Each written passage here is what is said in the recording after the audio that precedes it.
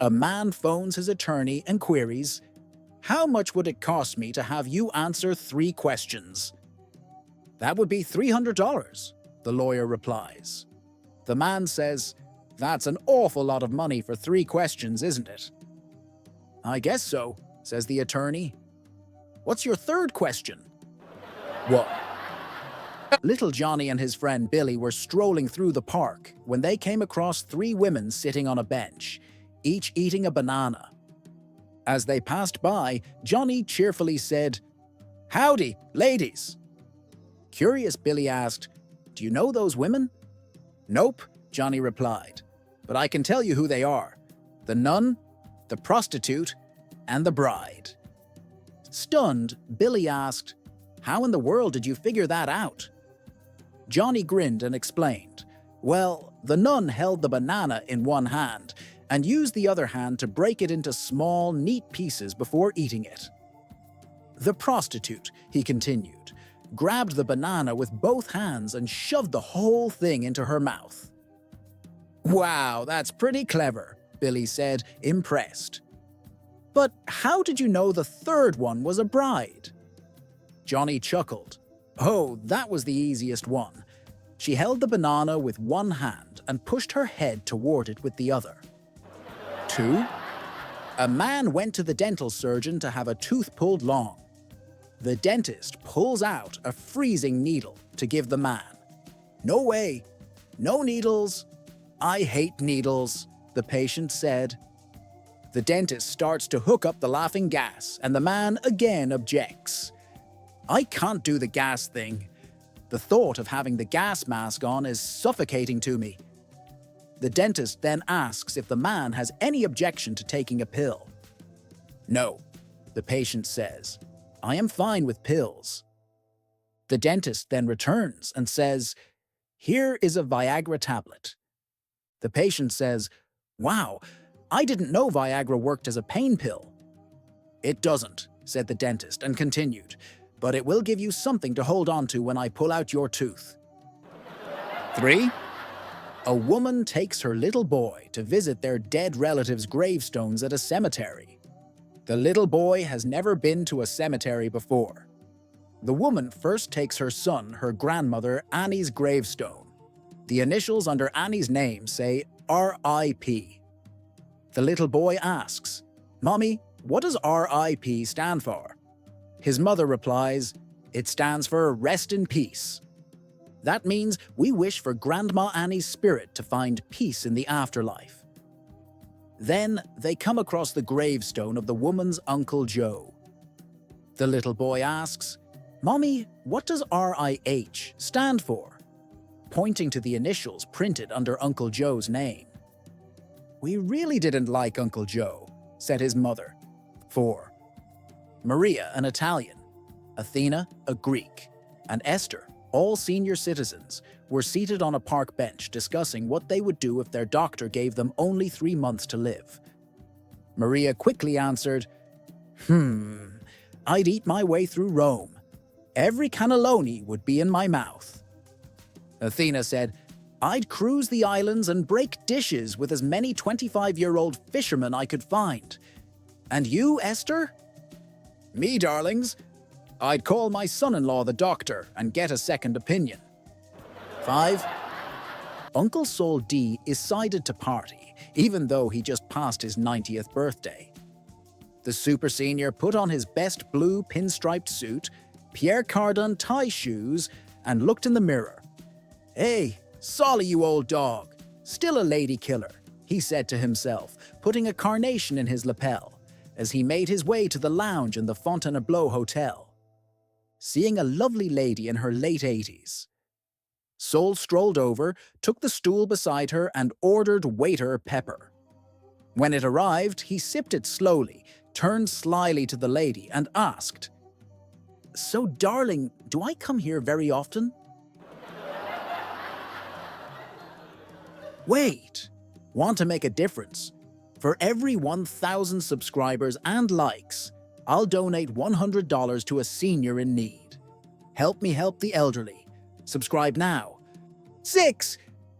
Eddie was just a regular guy. except for the fact that he was an only child and the fact that his billionaire father was breathing his last. Since Eddie was a soon-to-become a billionaire, he thought it wise to find a nice lady with whom he could share his riches. Eddie approached his childhood crush. "Hey, Sandra, I may look like a regular guy, but soon I'm going to be a billionaire. Do you want to go out with me?" "Yes, I would," Sandra replied. "I would love to." 2 weeks later, Sandra became his stepmother. 7. Mrs. Taylor, the 6th grade teacher, posed the following problem to one of her classes. A wealthy man dies and leaves $10 million. 1/5 is to go to his wife, 1/5 is to go to his son, 1/6 to his butler, and the rest to charity. Now, what does each get? After a very long silence in the classroom, little Johnny raised his hand. The teacher called on little Johnny for his answer. Little Johnny answered, "A lawyer." 8. A man with a winking problem is applying for a position as a sales representative for a large firm. The interviewer looks over his papers and says, "This is phenomenal. You've graduated from the best schools. Your recommendations are wonderful, and your experience is unparalleled. Normally, we'd hire you without a second thought. However, a sales representative has a highly visible position, and we're afraid that your constant winking will scare off potential customers. I'm sorry, we can't hire you." "But wait," the man says. "If I take 2 aspirin, I'll stop winking." "Really? Great, show me." So the applicant reaches into his jacket pocket and begins pulling out all sorts of condoms. Red condoms, blue condoms, ribbed condoms, flavored condoms. Finally, at the bottom, he finds a packet of aspirin. He tears it open, swallows the pills, and stops winking. "Well," said the interviewer, "that's all well and good, but this is a respectable company, and we will not have our employees womanizing all over the country." "Womanizing? What do you mean? I'm a happily married man." "Well then, how do you explain all these condoms?" "Oh, that," he sighed. "Have you ever walked into a pharmacy winking and asked for aspirin?" 9. 2 young boys are in a hospital, lying on stretchers next to each other outside the operating room. The first boy leans over and asks, "What are you in here for?" The second boy says, "I'm in here to get my tonsils out and I'm a little nervous." The first boy says, "You've got nothing to worry about. I had that done when I was 4. They put you to sleep, and then you wake up, they give you lots of Jell-O and ice cream. It's a breeze." The second boy then asks, "What are you here for?" The first boy responds, "Circumcision." The second boy says, "Whoa, good luck, buddy. I had that done when I was born. Couldn't walk for a year." 10. A child asked his mother, "How were people born?" His mother responded, "Adam and Eve made babies, then their babies became adults, and made babies, and so on." The child then went to his father, asked him the same question, and his father replied, "We were monkeys, then we evolved to become like we are now." The child ran back to his mother and said, "You lied to me." His mother replied, "No, your dad was talking about his side of the family." 11. A college fellow is trying to find a date to take to the county fair, and maybe a little more afterwards. After some fruitless searching, a buddy of his says, "I know this cute girl, Ruby, that you ought to meet." So he arranges for them to meet and go to the county fair together. Well, they get there. He shows Ruby around and asks her, "What do you want to do?" "I want to get weighed," says Ruby. So they go to the "I'll guess your weight" booth. The man guesses 190 pounds. Well, Ruby's skinnier than that, so she wins a prize. They go ride the Ferris wheel, the bumper cars, the merry-go-round. While they're eating some fried Twinkies, the fellow asks, "So Ruby, what do you want to do next?" "I want to get weighed," replies Ruby, more vehemently than before. The fellow thinks this is odd, but they go back to the "I'll guess your weight" booth. Of course, since they'd already been, the man knows her weight already, and they don't win anything. They ride the bumper cars another time, and the tilt-a-whirl, and eat some more deep-fried stuff that's not going to help them live longer. Then the fellow asks, "So, what do you want to do next?" "I want to get weighed," says Ruby, almost in tears.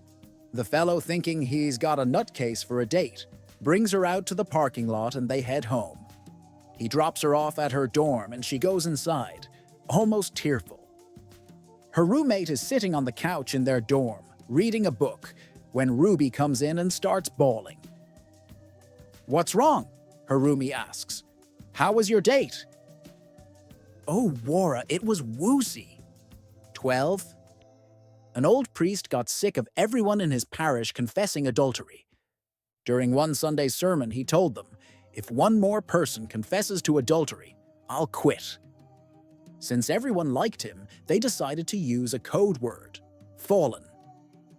From then on, anyone who had committed adultery said they had fallen.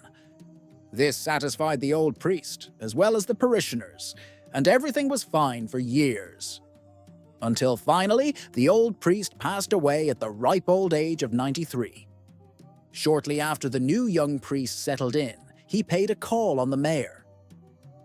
The priest was quite concerned. "You have to do something about the sidewalks in this town, Mayor. You can't believe how many people come into the confessional talking about having fallen."